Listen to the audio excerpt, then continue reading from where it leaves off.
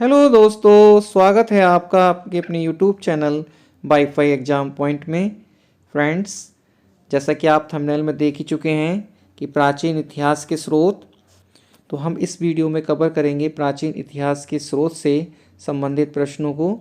Friends, ये one liner प्रश्नों को हमने इस वीडियो में लिया है।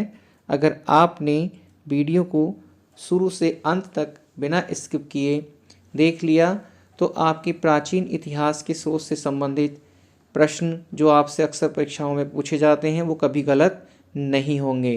फ्रेंड्स, ये video UPPCS, RO, ARO, net, TGT, PGT और आपके एनटीपीसी और जो भी एग्ज़ाम आपके कम्पिटिटिव वनडे एग्ज़ाम हैं उन सब के लिए बहुत ही महत्वपूर्ण है।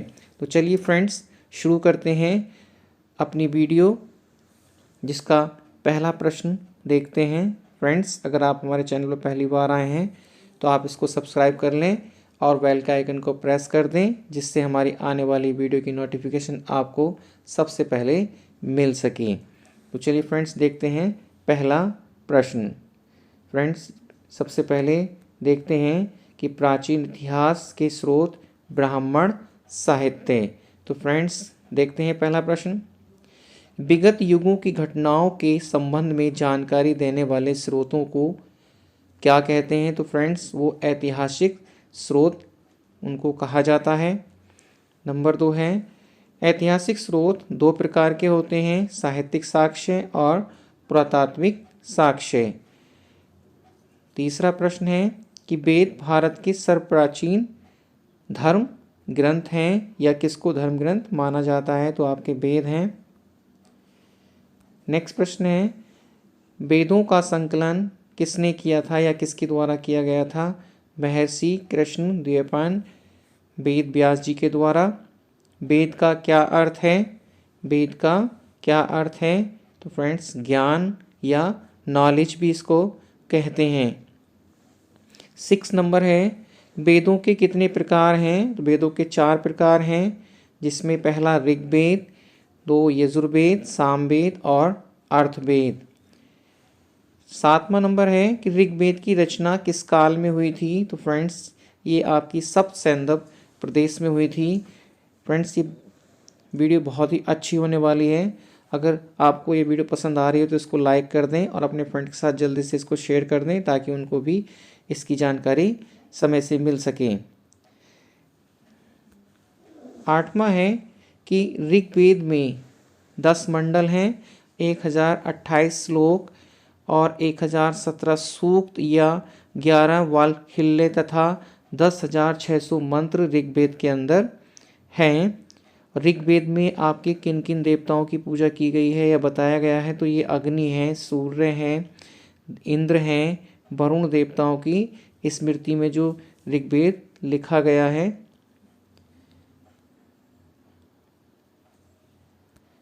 10 नंबर है कि पुरुष सूक्त का उल्लेख ऋग्वेद के किस मंडल में आता है? तो ये आपके 10वें मंडल में पुरुष सूक्त का उल्लेख आता है, जिसमें 4 वर्णों का जिक्र किया गया है, ब्राह्मण, क्षत्रिय, वैश्य, शूद्र। ये 4 आपके वर्ण हैं जिसमें कि समाज को बांटा गया था। नंबर 11, गायत्री मंत्र का उल्लेख कहाँ मिलता है? ये भी आपके ऋग्वेद में मिलता है। गायत्री मंत्र किसकी स्तुति में है? तो ये सूर्य की स्तुति में है।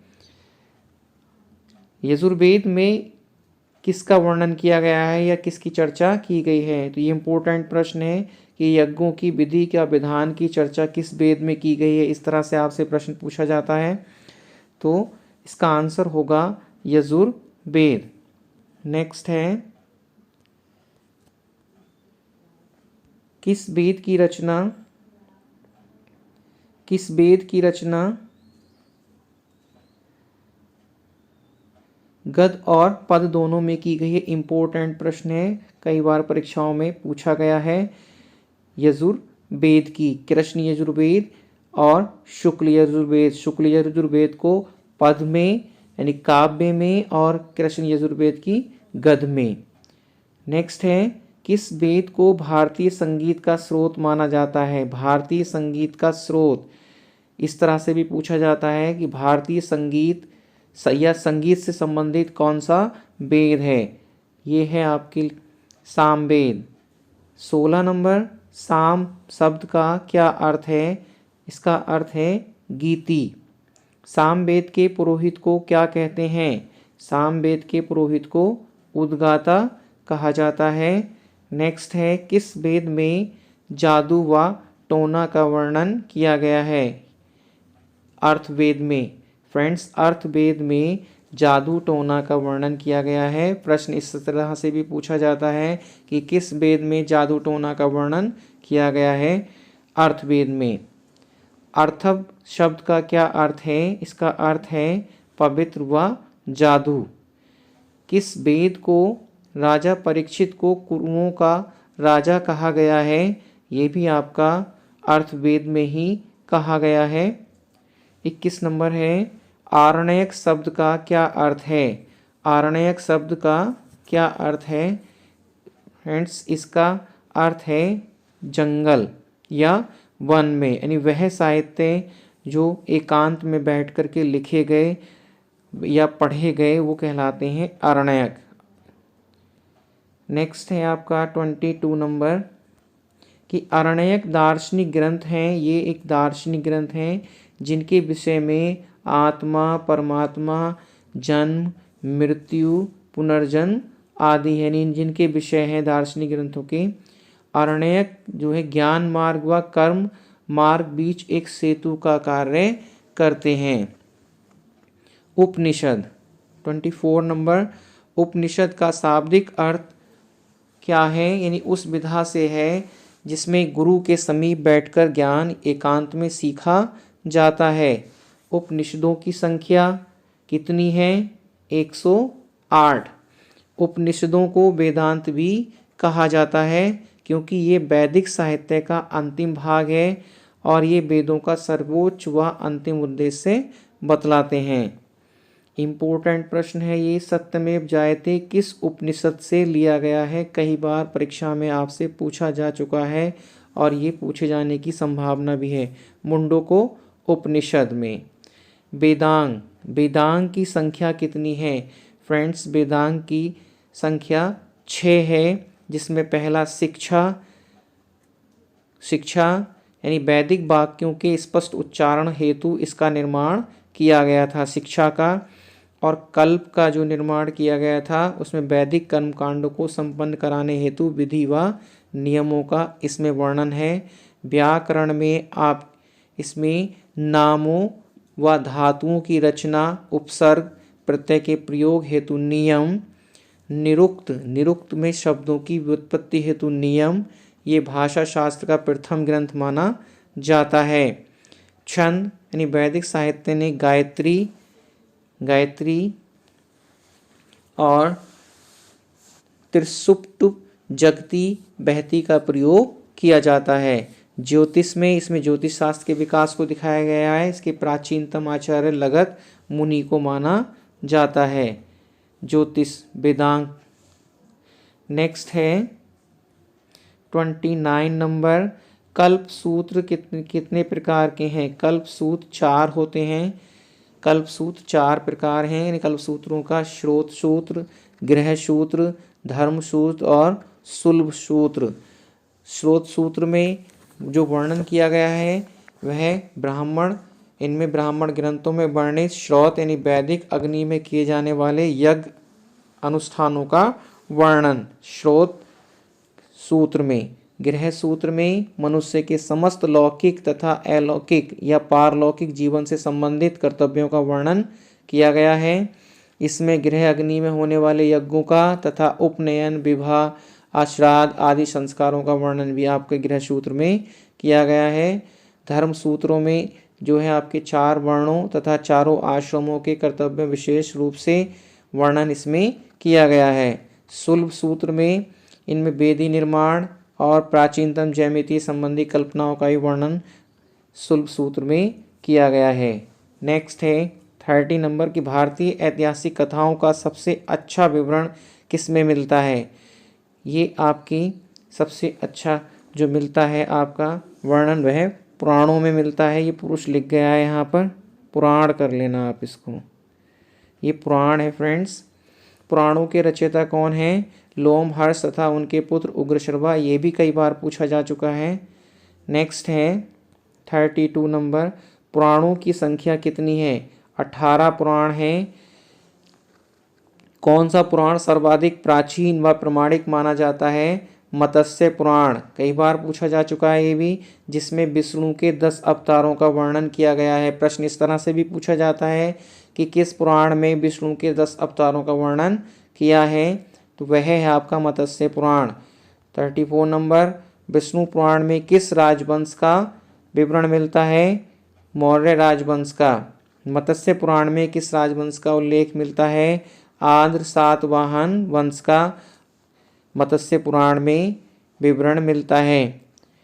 36 है कि वायु पुराण में किस राजवंश का उल्लेख मिलता है? गुप्त वंश का उल्लेख, या ऐसे भी पूछा जाता है गुप्त वंश का उल्लेख किस पुराण में मिलता है, तो वायु पुराण में। 37, अमरकोश में पुराणों के 5 कौन कौन से विषय बताए हैं? इसमें सर्ग, प्रतिसर्ग, वंश, मनंतर, वंशानुचरित, ये 5 अमरकोश में पुराणों के 5 विषय बताए गए हैं। नेक्स्ट है 38 नंबर कि रामायण की रचना किसने की थी? रामायण की रचना महर्षि वाल्मीकि ने की थी। रामायण को चतुर्विंशति सहस्री संहिता भी कहा जाता है। ये भी प्रश्न आप परीक्षाओं में आपकी कई बार पूछा जा चुका है। प्रश्न नंबर 40 प्रश्न है, 40 नंबर का प्रश्न है दोस्तों कि रामायण का प्रथम बार अनुवाद चोल शासक कुलोत्तुंग यानी कुलोत्तुंग तृतीय के समय कवि कम्बन ने किया था। इसे रामायणम या रामावतारम नाम से जाना जाता है। नेक्स्ट है कि रामायण का बंगला भाषा में अनुवाद सर्वप्रथम किसने किया था? तो कीर्तिवास ने बारबरक शाह के समय में बंगला भाषा में रामायण का अनुवाद किया था। रामायण का फारसी में अनुवाद किसके समय में किया गया था? तो ये अकबर के समय में किया गया था, अब्दुल कादिर बदायूं ने, तथा शाहजहां के समय में इब्न हर। ये 2 तरह से प्रश्न पूछा जा सकता है कि शाहजहां के समय में रामायण का फारसी में अनुवाद किसने किया था? तो इब्न हर ने किया था। रामायण की रचना महाभारत के बाद हुई थी 500 BC में। नेक्स्ट है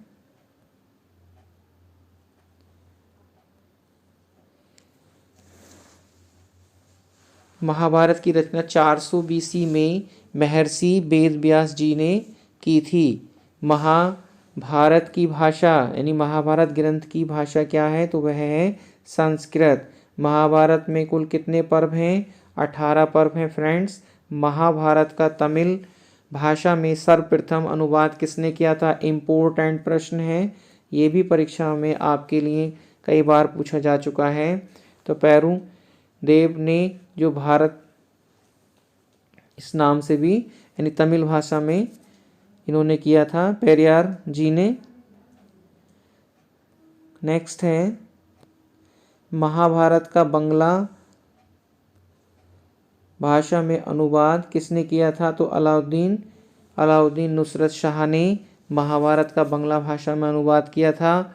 महाभारत का फारसी में अनुवाद अकबर ने किसके द्वारा कराया था? तो अब्दुल कादिर बदायूं ने, जो कि रजनामा के नाम से जाना जाता है महाभारत का। ये भी प्रश्न कई बार पूछा जा चुका है।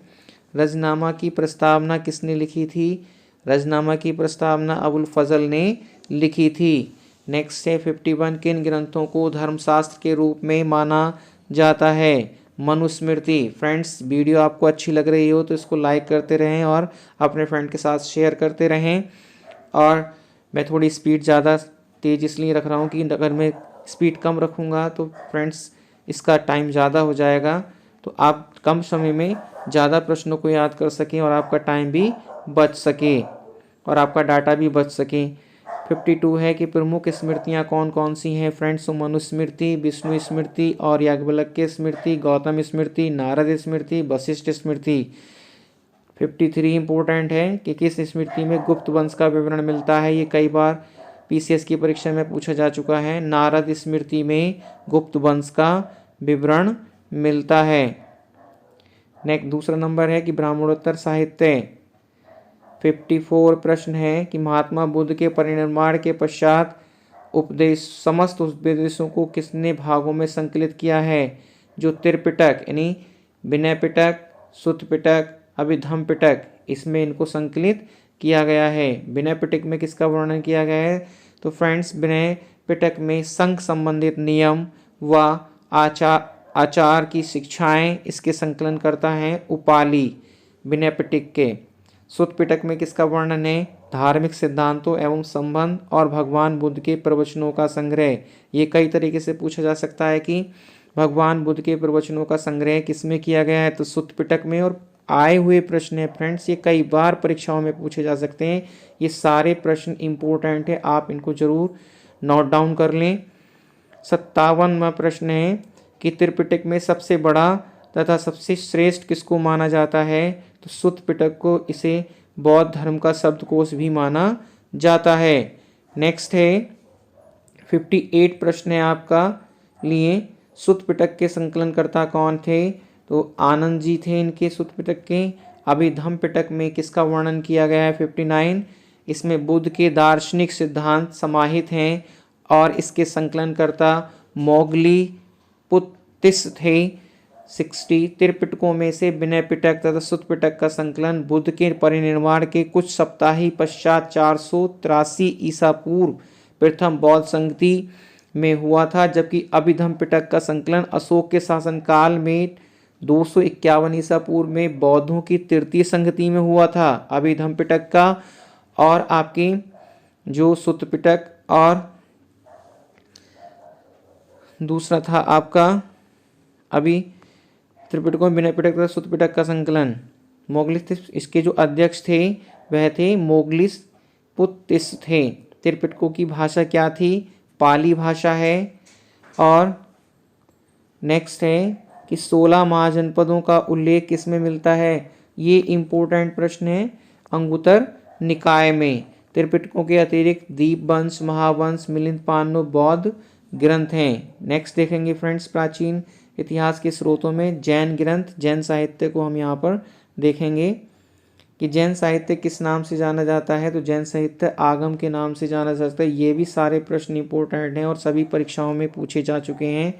अधिकांश जैन साहित्य किस भाषा में है फ्रेंड्स? तो वह है आपके प्राकृत एवं पाली भाषा में। जैन धर्म का प्रारंभिक इतिहास किसके द्वारा रचित है? तो वह है भद्रबाहु द्वारा रचित कल्प सूत्र से ज्ञात होता है।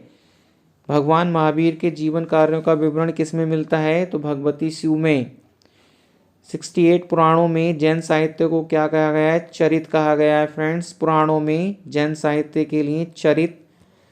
नेक्स्ट है कि कुछ प्रमुख जैन साहित्य ग्रंथ हैं आपके परिशिष्ट पर्वन, भद्रबाहु चरित, आचारांग सूत्र, भगवती सूत्र, कालिका पुराण। 70 नंबर है कि अर्थशास्त्र की रचना चंद्रगुप्त मौर्य के शासनकाल में किसने की थी? विष्णुगुप्त ने, चाणक्य, कौटिल्य, इनको 3 नाम से जाना जाता है। चाणक्य, इनको विष्णुगुप्त के नाम से भी इनको जाना जाता है। 71 भारत का प्रथम राजनीतिक ग्रंथ कौन सा है? तो राजनीतिक ग्रंथ फ्रेंड्स प्रथम अर्थशास्त्र, जो कि कौटिल्य जी ने लिखा था। अष्टधाई संस्कृत का प्रसिद्ध ग्रंथ है। ये की रचना किसने की थी? अष्टधाई की रचना की थी पाणिनि ने 400 ईसा पूर्व में। 73 प्रश्न नंबर, वार्तिक ग्रंथ के रचयिता कौन थे? कात्यायन है और समाप्ति है 300 ईसा पूर्व। वार्तिक ग्रंथ में किसकी स्थिति का वर्णन किया गया है? तो मौर्यकालीन भारत की राजनीतिक दशा का वर्णन वार्तिक ग्रंथ में किया गया है। 75 प्रश्न की महाभाष्य, जो कि पाणिनि के अष्टाध्यायी पर टीका है, किसने इसकी रचना की थी? तो पतंजलि जी ने महाभाष्य की रचना की थी। 76 है पतंजलि शुंग वंश के संस्थापक पुष्यमित्र शुंग के पुरोहित थे। महाभाष्य ग्रंथ किस वंश से था? तो ये शुंग वंशकालीन शासकों के समकालीन राजनीतिक घटनाओं के संबंध में महत्वपूर्ण जानकारी प्राप्त होती है महाभाष्य ग्रंथ से। यानी शुंग वंश के शासनकालीन जो शासक थे उनका वर्णन किस में प्राप्त होता है? तो महाभाष्य ग्रंथ में। मालविकाग्नि मित्र की रचना कालिदास ने की थी। ये किस वंश के विषय में जानकारी प्राप्त कराती है, या इससे किस विषय में, किस राजवंश के विषय में जानकारी मिलती है? तो प्रारंभिक शुंग राजाओं के विषय में जो जानकारी मिलती है वह मालविकाग्नि मित्र से। बुद्ध चरित किसने लिखा था? तो बुद्ध चरित अश्वघोष ने लिखा था। अश्वघोष किसके दरबारी कवि थे? कनिष्क के दरबारी कवि थे। बुद्ध चरित किस भाषा में लिखा गया था? संस्कृत भाषा में था। नेक्स्ट है 82 की मुद्रा राक्षस की रचना किसने की है? तो मुद्रा राक्षस की रचना विशाख दत्त जी ने की है। मुद्रा राक्षस से किनका बारे में जानकारी प्राप्त होती है? तो नंद राजाओं तथा चंद्रगुप्त मौर्य से संबंधित जानकारियां हमें मुद्रा राक्षस से प्राप्त होती हैं। 84 की मृच्छ कटिकम की रचना किसने की थी? शूद्रक जी ने की थी। मृच्छकटिम में गुप्तकालीन भारत का वर्णन है। ऐसे ही पूछा जाता है कि निम्न में से गुप्तकालीन भारत का विवरण किसमें मिलता है? तो मृच्छकटिम में। हर्षचरित की रचना किसने की थी? तो बाणभट्ट जी ने की थी। बाणभट्ट सम्राट हर्षवर्धन के राजकवि थे। यानी राजकवि हर्षवर्धन के राजकवि कौन थे? बाणभट्ट। 88 प्रश्न नंबर रजत रंगणी में बहुत ही इंपॉर्टेंट है। रजत रंगणी की रचना किसने की थी? तो कल्हड़ ने की थी। किस ग्रंथ में आदिकाल से लेकर के 1151 ईस्वी तक के कश्मीर की राजाओं का इतिहास प्राप्त होता है? तो वह है आपका रजत रंगणी से। किस ग्रंथ में, कई बार पूछा गया है परीक्षा में, किस ग्रंथ में ऐतिहासिक घटनाओं का प्रथम क्रमबद्ध विवरण प्राप्त होता है? तो रजत रंगणी में। और कश्मीर से संबंधित जो जानकारी मिलती है पूरी, वह रजत रंगणी में मिलती है, जो कि कल्हड़ जी के द्वारा लिखित है। फ्रेंड्स, ये थे आपके प्राचीन इतिहास से संबंधित टॉप 90 प्रश्न। आशा है कि आपने वीडियो को अच्छे से देख लिया होगा और इन प्रश्नों को आप नोट डाउन कर रहे होंगे। अगर आपने मेरे साथ तैयारी कर ली तो आपको PCS प्री निकालने से कोई नहीं रोक सकता। और जो भी परीक्षाएं आपकी चल रही हैं उन सब के लिए ये वीडियो बहुत ही महत्वपूर्ण है। वीडियो आपने देखी, इसके लिए आपको बहुत बहुत धन्यवाद। मिलते हैं इसी से संबंधित नेक्स्ट वीडियो में, जिसमें हम करेंगे विदेशी यात्रा विवरण और पुरातात्विक साक्ष्यों का संबंधित प्रश्नों को, जो कि प्राचीन इतिहास के स्रोत हैं। तो फ्रेंड्स, देखना ना भूलें हमारी आने वाली वीडियो को, जिसका लिंक आपको डिस्क्रिप्शन में मिल जाएगा। तो चलिए फ्रेंड्स, मिलते हैं नेक्स्ट वीडियो में। तब तक के लिए जय हिंद।